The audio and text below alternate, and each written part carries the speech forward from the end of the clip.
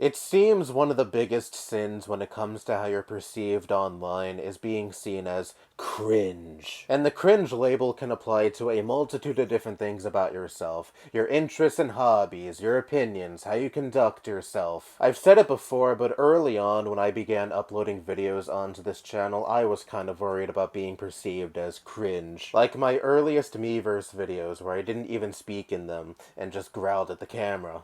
What if people don't like my voice? What if I actually spoke about how I feel about these posts of mine getting taken down by the Miiverse administration? People will take issue with what I say and how I say it and think it's cringy that I'm getting upset over something as trivial as a post of mine getting taken down on Miiverse. And okay, yeah, in all fairness, today I do think it is a little silly to get worked up over a post of yours getting taken down on a social media app geared towards children on a Nintendo console. But when I look back at those videos, I'm not embarrassed. Well, not anymore at least. I was a kid back then, and that's what I cared about. I can't change the past, and plus I had fun making those videos back then. So even if my old Miiverse videos may be perceived as cringy today, why should I give a fuck? And this doesn't just apply to my old content either. Throughout the years, I have been called cringe countless times by many commenters. They find my opinions to be cringe, they find how I conduct myself to be cringe, they find my voice to be cringe, etc. And I am just beyond caring at this point. I am unapologetically myself on this channel. If I have an opinion that I wish to voice on this channel,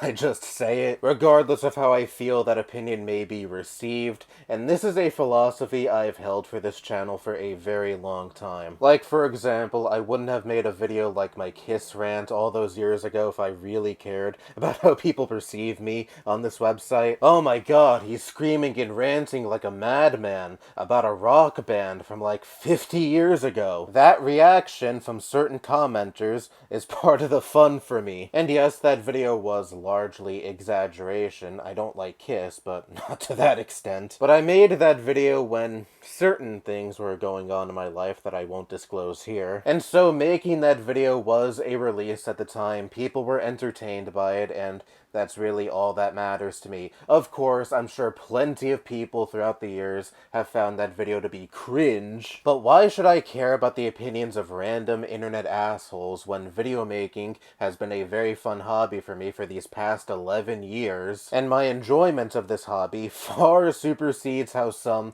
again, anonymous internet assholes perceive me. If I felt like I had to morph myself in these videos into something that I feel would please the most amount of people, I most certainly would not have been doing videos for these last 11 years. And this is the message I ultimately want to convey. Don't give a fuck. Give cringe culture 2 big middle fingers. Cringe culture has not only managed to get its grubby hands all over social media and instill fear into people on social media when it comes to how they conduct themselves and speaking about their interests and opinions and such, but it's also seeped into real life, namely for teenagers and young adults. If you're, let's say, an oddball in any sort of harmless way, maybe you have some personality quirks or some very esoteric interests, there's more of an incentive to suppress these qualities about yourself because maybe your peers will find you to be cringe, and maybe they make fun of you on social media, and that has the potential to reach a worldwide audience. This is yet another way how the negative aspects of social media seep into real life. People are averse to just being themselves because otherwise they run the risk of online ridicule. Or hell, in plenty of cases, they don't even need to fucking hide themselves when it comes to their personality, because personality-wise, they might be the most normal fucking people on the planet. But they may have abnormal facial features, or they're not conventionally attractive, or they may be neurodivergent, or they may be ridiculed for any other fucking aspect about themselves that is beyond their control. And it's fucking disgusting, and that's just plain bullying. And I know, bullying long predates the internet, but I feel like the internet and this attitude of shunning anything that could be perceived as cringe has created this culture, again mainly with teenagers and young adults, where they have to suppress their emotions, they can't be earnest, they can't show any excitement, they need to be apathetic towards everything, because oh no, at any time someone else could whip out their phone and film this moment of genuine human expression, put it on social media, and potentially invite mockery and and ridicule. And what I think especially drives this point home is, lately YouTube has been recommending me people's ancient home videos, and oftentimes these are like videos of people's New Year's parties back in the 80s and 90s and very early 2000s. And I noticed the atmosphere in these videos is so much fucking different compared to the atmosphere of even some of the best parties I've been to in my teenage years. People are doing funny dances, making silly faces, and overall acting like idiotic goofballs, and I mean that in the best way possible because it's a fucking party. The exact type of atmosphere where one can let loose and act like that. And that's not to say that no one at the parties I went to acted like that. There were still plenty of people who let loose and acted like goofballs. We were a bunch of drunk and high teenagers after all, though I didn't drink, I only got high. But anyway. But there were still a lot of other people who chose to just stare at their phones the entire time and not really engage with anything that was going on. And I know, this addresses a much larger problem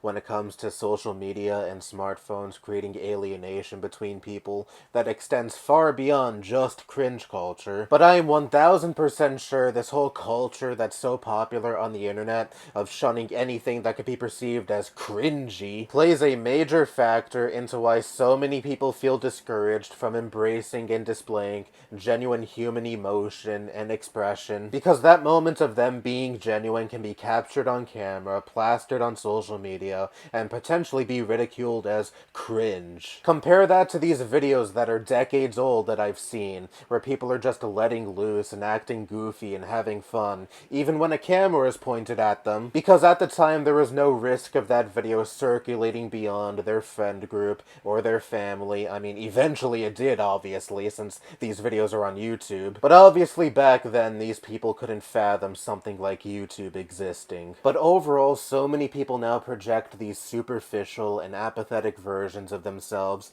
because for whatever stupid reason, the internet doesn't like authenticity and genuine expression, and I think that is a really fucking sad way to live. And this is coming from someone who has really bad social anxiety. But I still try to be myself when I am around friends and in an environment where I feel comfortable with being myself. Sure, I am far from perfect in this regard, but when I get to know a person, I don't want to suppress who I really am when I'm around them. But if someone happens to find me to be cringe, especially if there's some fuckhead online who I never have to meet in real life or interact with in general, then so be it. Who gives a shit? Life is way too short for me to fixate on the opinions of those people especially. Not giving a fuck is precisely why video making has remained fun for me for over a decade at this point. Anyway, that's all I have to say. Bye-bye.